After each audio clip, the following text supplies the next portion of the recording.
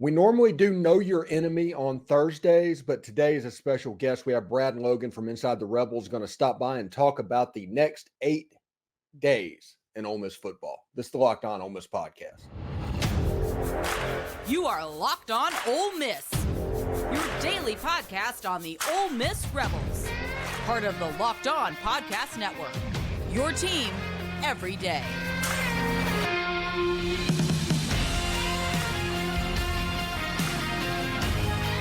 Thanks for making the Locked On Ole Miss podcast your first listen every day. We're free and available wherever you get your podcast, including YouTube. We're part of the Locked On Podcast Network, your team every single day. Also, these days are very important for each new potential hire because they can feel like a high-stakes wager for your small business. That is why LinkedIn Jobs helps you find the right people for your team faster and for free. Post your job for free at linkedin.com/LockedOnCollege. Terms and conditions apply. Hello, I'm Stephen Willis, and this is the Locked On Ole Miss podcast. Hope everybody is having a fantastic Thursday. Listen, we're going to talk a lot about Mississippi State. We're going to talk a little bit about ULM. It's not a situation where we're necessarily looking over ULM, but we're not going to get to talk to Brad and Logan before the Egg Bowl. So we do want to get his thoughts on that as well because that game's coming up very quickly. We're basically in game week now. So we'll see exactly how that goes. I'm curious. The main thing that I'm looking forward to personally is that Ole Miss make it through this game with a little bit of energy and then kind of run up the score a little bit. The backups get to play. This needs to be a Walker Howard game, and nobody gets injured. That's what I'm looking for from ULM. And against the Egg Bowl and against Mississippi State, honestly, I'm looking for revenge. Anyway, this is Brad and Logan from Inside the Rebels and Logan Digital Media right here on the Locked On Ole Miss podcast. Let's go. Brad and Logan from Inside the Rebels, Logan Media Group, I think it is, and Max. Brad, you're everywhere, buddy. What all you have going on? Well, right now, just kind of finishing up the high school season, gearing up for the state championships in Vaught Hemingway Stadium. But I think the conversation today is, does Ole Miss finish 10-2? And if they do, are they Citrus Bowl bound, or they, Cotton Bowl bound or Peach Bowl bound? I'm sure we'll get into it. But, yeah, it's a very busy time, but it'll come to a screeching halt around Christmas time. Yeah, I'm telling you, the next 6 weeks is going to be really good for Ole Miss one way or another. I mean, it's going to happen because for me, selfishly, by the way, if Ole Miss goes to the Citrus Bowl, Ole Miss has never been to the Citrus Bowl, and it's 50 miles from my house. So that obviously would be perfect for me because I can go from there. And I tell people all the time on my show, I think it was yesterday I did, that all the media people that come down for the Citrus Bowl, they can go straight over to the Under Armour game because that's like 3 days later. And that's like Kamarian Franklin, Braylon Burnside is announcing. There's a lot of news that could be coming around the Orlando area if that happens. Now, I get that Ole Miss fans want the Peach Bowl or the Cotton Bowl. I get that. And I think there's a very good possibility that Ole Miss can do that because we've seen them play with these playoff rankings a little bit different than polls go. Just because Missouri's number 9 now does not mean next week they're going to be number 9, even if they beat Florida. Ask TCU in 2014. But I'm just saying that if for some reason Ole Miss does not go NY6, even though they should, because they've been NY6 at 9-3 twice, I don't think Ole Miss fans should be upset about it. It's a free trip to Disney, honest. Not free trip, but it's a trip to Disney. I just think if, you open the season and I think the over-under was 7.5, and I don't, I thought that was a little low. I expected Ole Miss to probably go 8-4. So where they stand now, an opportunity to go to 10 wins. I think that's a huge deal for Lane Kiffin, who, by the way, I think has no intentions of going to a Texas A&M or any other college job not named Oregon. And I don't think Dan Lanning's going anywhere because for what he said the other day in his press conference. So I think Ole Miss fans can take solace in, number one, your recruiting lights out. Pete Golding, I know he had some struggles against Georgia, and we can get into I know we haven't talked about Georgia, but I'll be honest, I was sitting inside Sanford Stadium. I leaned over to someone that you and I know very well, and I said, we're looking at our national champion. And I firmly believe that. I don't believe there was anybody in the country that could have beaten Georgia that night, and it frustrates me that people come and say that that just proves that Ole Miss is not a great team. They're just a good team. No, it doesn't. It proves that a really good Ole Miss team went in and did all they could. You will not find a program that scripts better plays in the first quarter. And I thought Ole Miss had a great script. Score 14 points, and they just couldn't do anything else. And they couldn't do anything else because Georgia just is better than Ole Miss. They have more talent. But I think Ole Miss is a really good SEC team. I think Georgia's an elite team in the country, and I think they're going to win it all. So, to answer your question, I think winning 10 games is something that Ole Miss fans, back-to-back years, I think that's a really cool thing to do. Yeah, really cool. And you're talking about the Georgia thing. I told people on my show leading up to the game, it's important to get the absolute best out of Georgia. You do not want a sleepy bet, Georgia, like they did against Auburn or any of those other games. You want the absolute best out of Georgia so you can see exactly where you stand. And what you saw was if you do not play your absolute best, that's what you get. And you can see the talent that needs to go up. You can see all of that stuff. But importantly, Ole Miss can see that if you don't play well, you don't really have a chance when you're playing against teams like that. Well, I'll be honest, Steve. I don't know that if Ole Miss played their A game, if they're within 20 points of Georgia. Oh, I don't either. Yeah, they're that good. And Yeah. I don't think Ole Miss just played incredibly bad. Sure. Defensively, I think they were probably out of position. The offensive line's got issues. Caleb Warren came out. He's injured. Micah Pettis has got a broken foot. He's out. Jaden Williams is injured. Yeah. So, that offensive line was a killer for Ole Miss this past Saturday. But I think they just, Georgia's just that much better than Ole Miss. Yeah. Yeah, like I said, I think Georgia's going to win the national championship. It's going to be a 3P. But we let's look forward a little bit to ULM before we start talking about bowl games more and Mississippi State, because we're going to do that in the second and third segment. The ULM game, this is my expectation, and this is what I want to see in this game. I do want to see a little bit of energy and Ole Miss to play a clean game, which means no turnovers, no penalties, no silly things like that. I want to see no injuries, and I want to see Walker Howard play. I want this to be a point where you stretch it out enough to where Walker Howard can get in the football game. This year is setting up much differently than last year's Egg Bowl. If you'll remember, last year there was a lot of turmoil with Lane Kiffin and with Auburn. Also, you had a game leading into Arkansas. There was a night game that Ole Miss had a quick turnaround, whereas Mississippi State had an early game that Saturday, and it was against an opponent that was not particularly good. So this is setting up much different. Now Ole Miss has an opportunity to play against an opponent that's not very good. I expect Walker Howard to play. I expect Spencer Sanders to play. I wouldn't play Jaxson Dart past the first half. I think Ole Miss will be up 35-0 at half, maybe 42-0 at half. That's how bad this team is. So the good news is you can really shore up a couple of things and kind of get things ready for Mississippi State the following week. And this is, like I said, much different than last year. There's not the speculation of coaches. There's not the team that you have to get ready for in Arkansas. And it's an opportunity to play a whole lot of people and maybe get a couple of people back off of injury. The same can be said for Mississippi State. They play an 11 o'clock game. I think their opponent's much better than Monroe. I don't know how much better Southern Miss is than Monroe, but I do think they're better. At least 10 points. Yeah, and so they're kind of in the same situation. But we'll get into Mississippi State just a little bit. But I expect Will Rogers to play. I don't know how effective he'll be because he hasn't played in quite a few weeks. But yeah, I'm with you. Let's see how many people play. Yeah, get as many people snaps as possible. Yeah, this is that game to where Ole Miss needs to get right, so to speak. Anyway, today's show is brought to you by LinkedIn Jobs. These days, every new potential hire can feel like a high-stakes wager for your small business. You want to be 100% certain that you have access to the best qualified candidates available. That's why you have to check out LinkedIn Jobs. LinkedIn Jobs helps you find the right team for your team faster and for free. We are 20 years in at this point. We all know how to create a social media profile. So go to LinkedIn, sign up in your profile, and then you can add a job and a purple hashtag hiring frame to your LinkedIn profile, and you can spread the word that you're in fact hiring. They have simple tools like screening questions that make it easy to focus on the candidates with just the right skills and experience, so you can quickly prioritize who you'd like to interview and hire.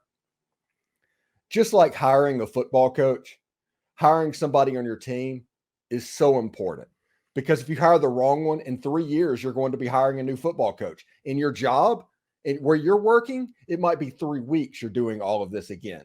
So hiring the right person can have a positive and measurable impact on your business, like being in the playoff conversation if you're a football coach. Everybody wants that. It's why small businesses rank LinkedIn Jobs #1 in delivering quality hires versus leading competitors. LinkedIn Jobs helps you find the qualified candidates you want to talk to faster. Post your job for free at linkedin.com/lockedoncollege. That's linkedin.com/lockedoncollege to post your job for free. Terms and conditions apply. Now is the time for the game changer of the week, brought to you by Athletic Brewing Company. Much like Quinshon Judkins, Athletic Brewing has completely changed the non-alcoholic beer game. They make non-alcoholic beers that actually taste good.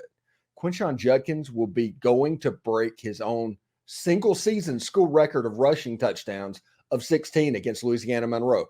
He's at 14 right now. He has 3 games left. It seems likely. Which game will Quinshon break that record? Athletic Brewing Company has completely changed the non-alcoholic beer game, like Quinshon is changing the record books at Ole Miss. They make non-alcoholic beers that actually taste good, full flavor and well-crafted, just like full-strength beer. Their brews are great tasting and award-winning and beat out full-strength beers in global competitions. You can find Athletic Brewing Company's non-alcoholic brews at a store near you, or buy online at athleticbrewingcompany.com. First-time customers can use the code LOCKEDON and get 15% off your first online order. That's code LOCKEDON at checkout for 15% off at athleticbrewingcompany.com. Near beer, exclusions and conditions apply. Athletic Brewing Company, fit for all time. Also, college football season is here, and this season, Locked On is kicking up our coverage with Locked On College Football Kickoff. Live each Friday, Locked On will go live at 11 a.m. Eastern on every Locked On College YouTube channel, like this one. College Football Kickoff Live will cover playoff implications, the conference rivalry games, and go in depth like only Locked On can, including insight and analysis from our stable of Locked On College hosts covering their team every day. Find Locked On College Football Kickoff every Friday at 11 a.m. Eastern on Locked On College YouTube channels. You won't want to miss this. All right, Brad, we're getting ready for the Egg Bowl, and I'm not going to get to talk to you in that short week. So you're the media person that I can talk to. You grew up in this. You understand this rivalry.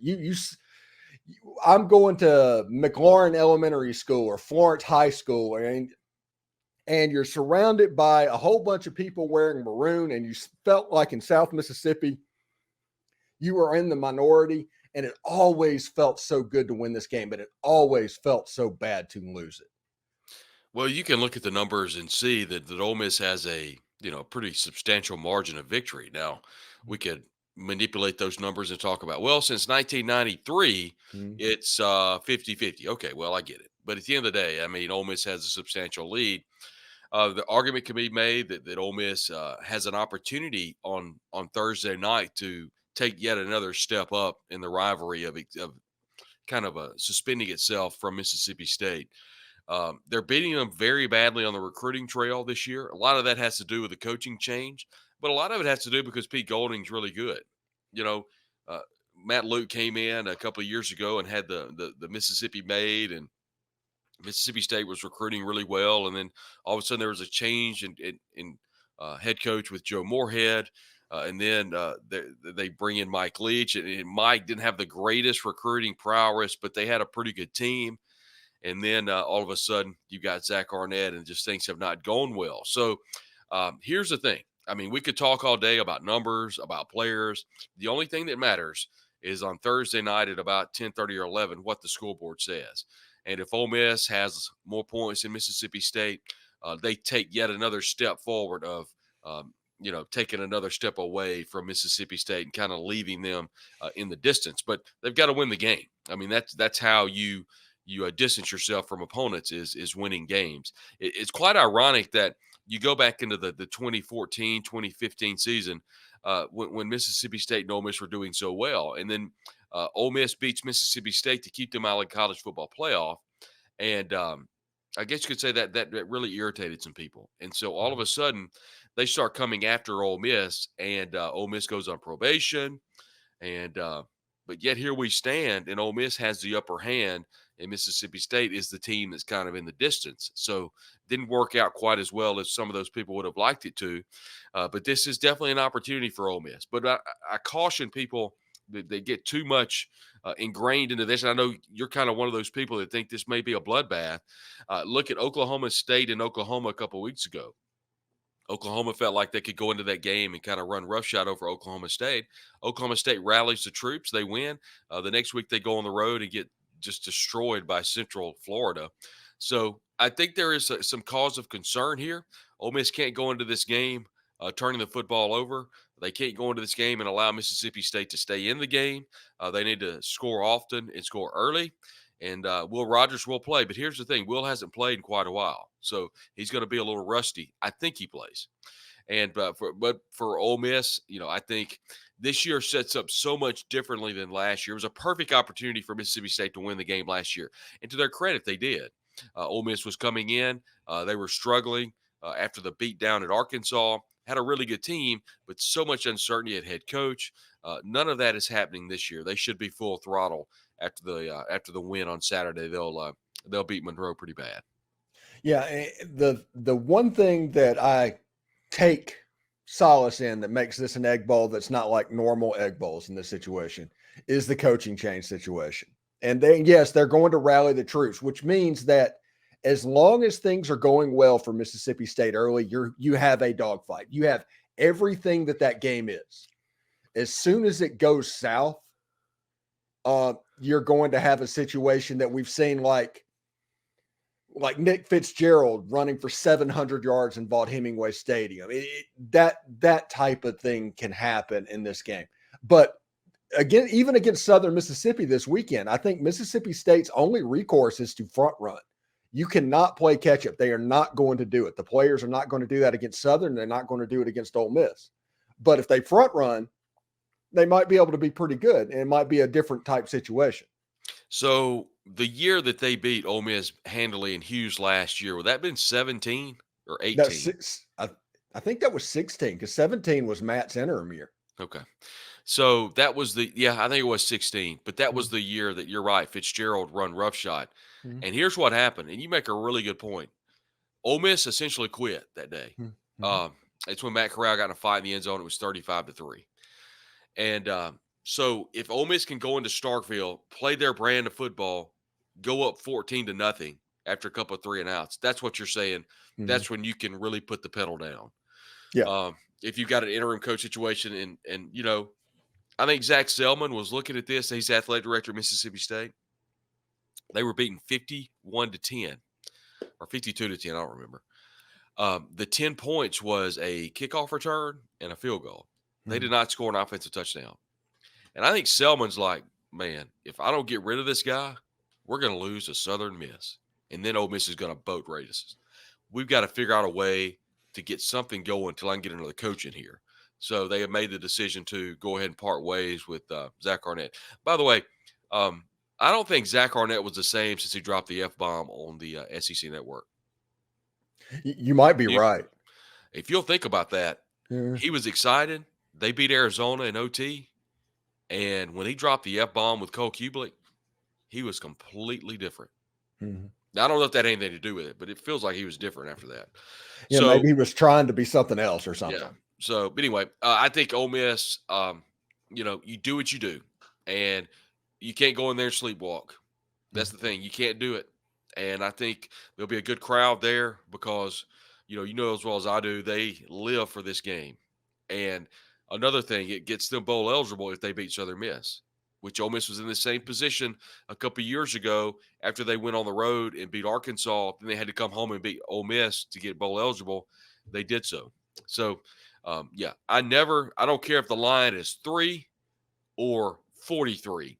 I never put any stock in this game. There's always crazy stuff that happens. But someone told me a couple of years ago, and I still kind of lean on that.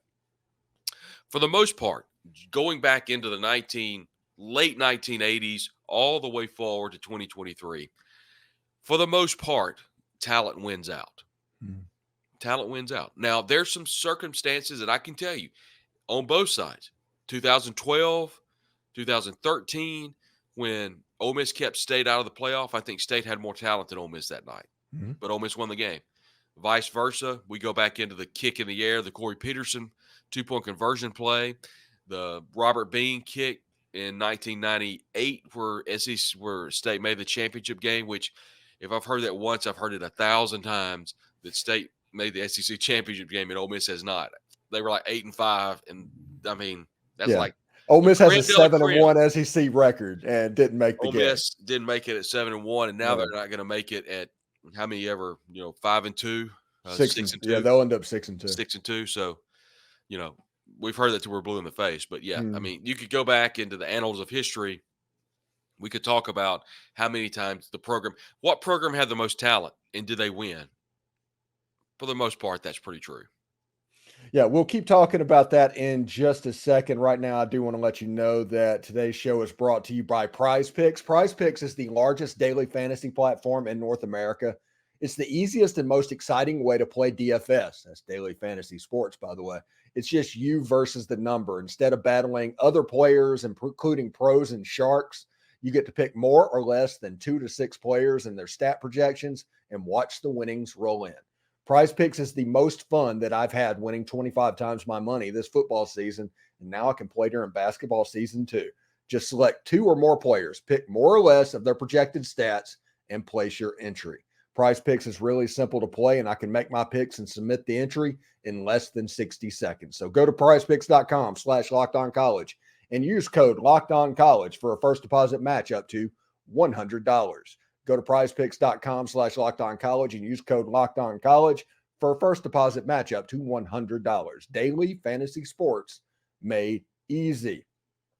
I want to thank everybody for helping me get over 5,000 subscriptions on the YouTube channel.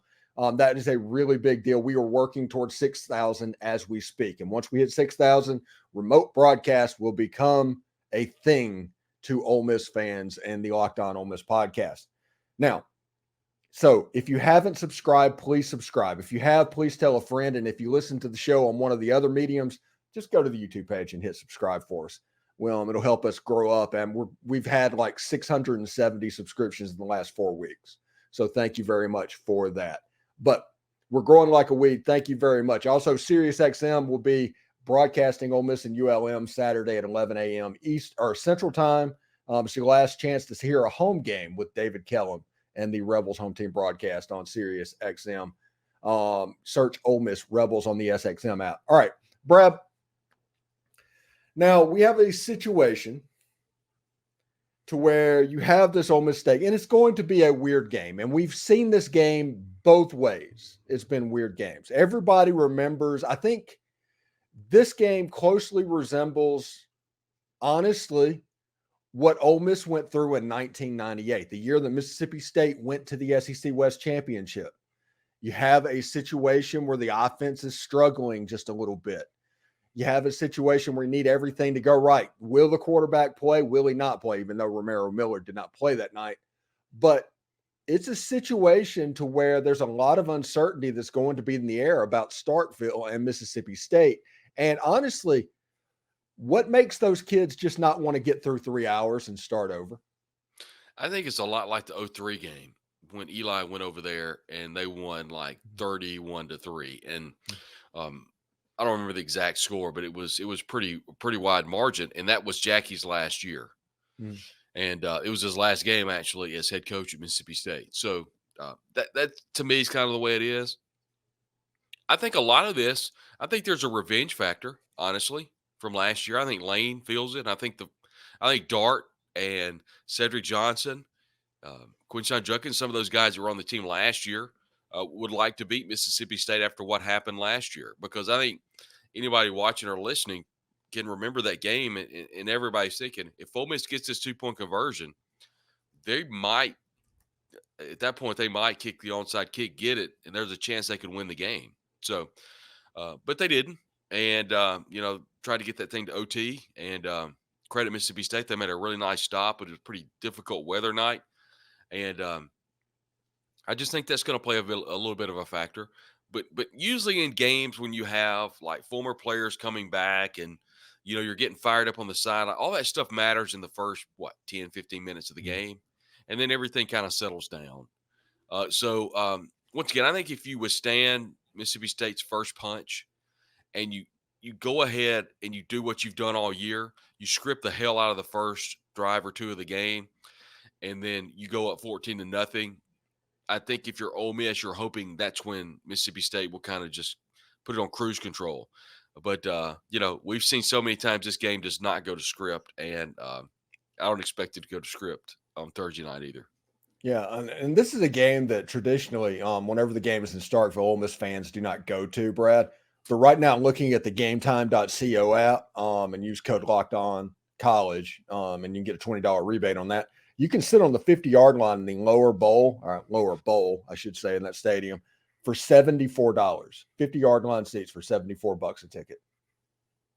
Well, I'll go ahead and tell you, Stephen, that doesn't matter to a lot of people. They're not going.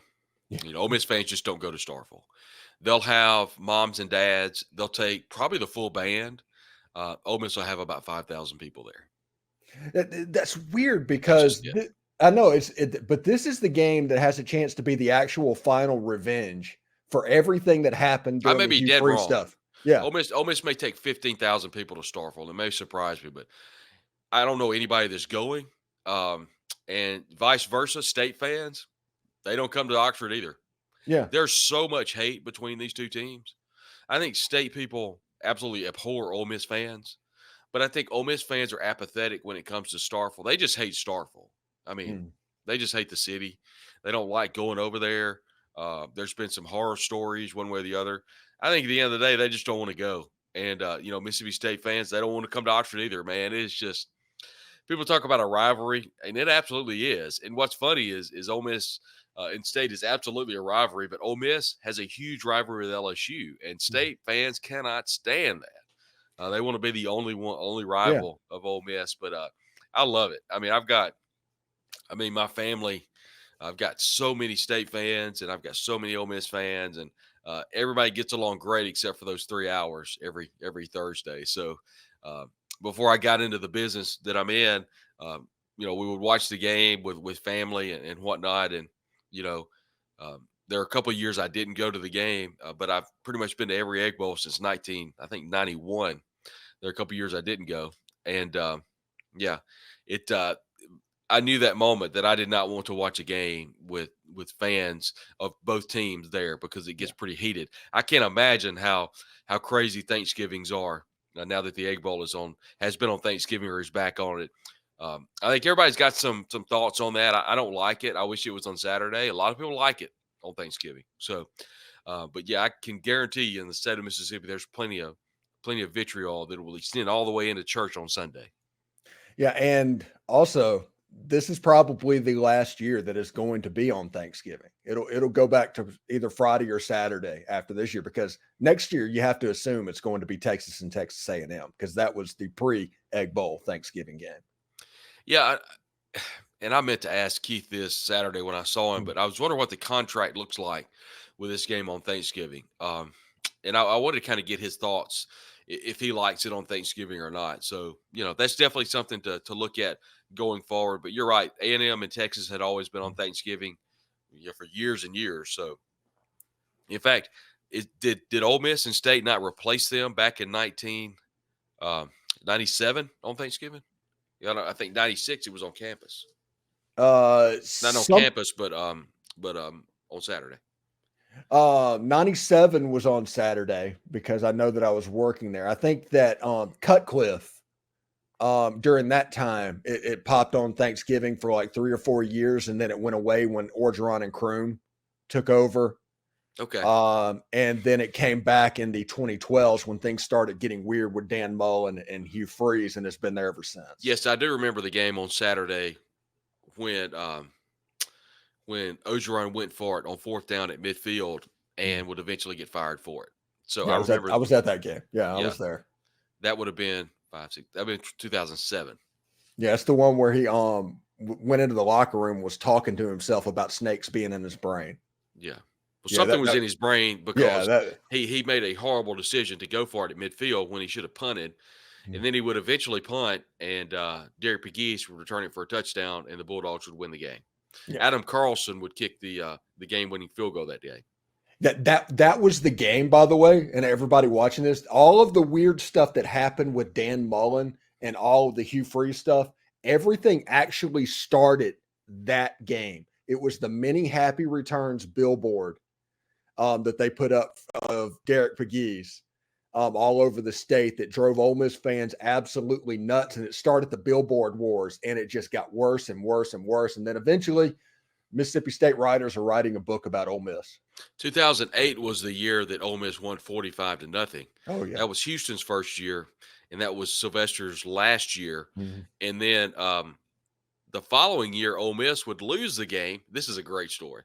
They would lose the game in 2009 when Houston went over there with Jevin Sneed, the year that Ole Miss would go to the Cotton Bowl, had a really good team. And they lost again, just got boat raced. And then Dan Mullen gets on the microphone and says, "We'll never lose to them again." And then the billboard on the Jumbotron, whatever you want to call it, said, "From Booby with love." Yeah. Booby Dixon. Yeah. He was a really good player for Mississippi State. And then they just built it up over 3 or 4 games. And then 2012 happened, and Ole Miss is playing like Feed Moncrief, and they replayed the Dan Mullen. It's like, okay, this is going to get out of hand. Yeah. And it's going to be deliciously toxic, and I love it. Anyway, thank you very much, Brad, for coming by today. And thanks, everybody, for making the Locked On Ole Miss podcast your first listen every day. We're free and available wherever you get your podcast, including YouTube. We're part of the Locked On Podcast Network, your team every single day. Brad Logan from Inside the Rebels. Logan, is it Logan Media Group?